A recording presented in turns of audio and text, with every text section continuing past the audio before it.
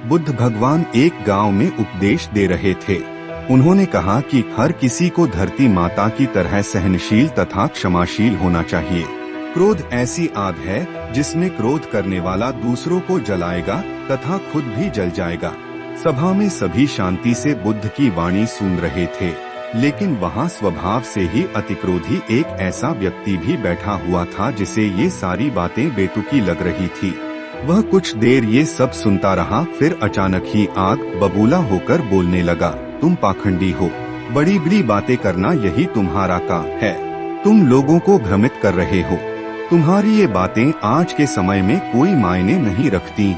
ऐसे कई कटु वचनों सुनकर भी बुद्ध शांत रहे। अपनी बातों से ना तो वह दुखी हुए, ना ही कोई प्रतिक्रिया की। यह देखकर वह व्यक्ति और भी क्रोधित हो गया और उसने बुद्ध के मुंह पर थूककर वहां से चला गया।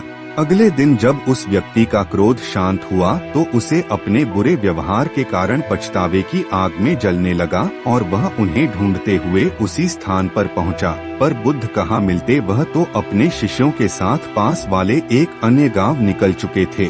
व्यक्ति ने बुद्ध के बारे में लोगों से पूछा और ढूंढते ढूंढते जहां बुद्ध प्रवचन दे रहे थे वहां पहुंच गया। उन्हें देखते ही वह उनके चरणों में गिर पड़ा और बोला, मुझे क्षमा कीजिए प्रभु।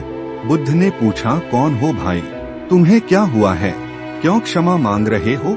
उसने कहा, क्या आप भूल गए, मैं वही हूँ जिसने कल आपके साथ बहुत बुरा व्यवहार किया था। मैं शर्मिंदा हूँ, मैं मेरे दुष्ट आचरण की क्षमा याचना करने आया हूँ।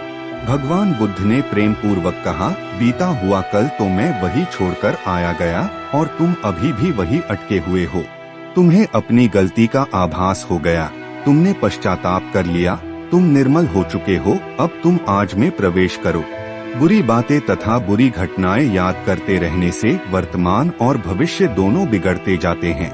बीते हुए कल के कारण आज को मत बिगाड़ो। उस व्यक्ति का सारा बोझ उतर गया।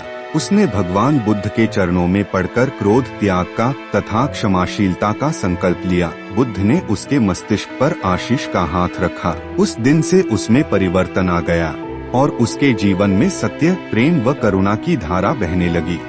मित्रों, बहुत बार हम भूत में की गई किसी गलती के बारे में सोचकर बार बार दुखी होते और खुद को कोसते हैं। हमें ऐसा कभी नहीं करना चाहिए। गलती का बोध हो जाने पर हमें उसे कभी ना दोहराने का संकल्प लेना चाहिए और एक नई ऊर्जा के साथ वर्तमान को सुदृढ़ बनाना चाहिए।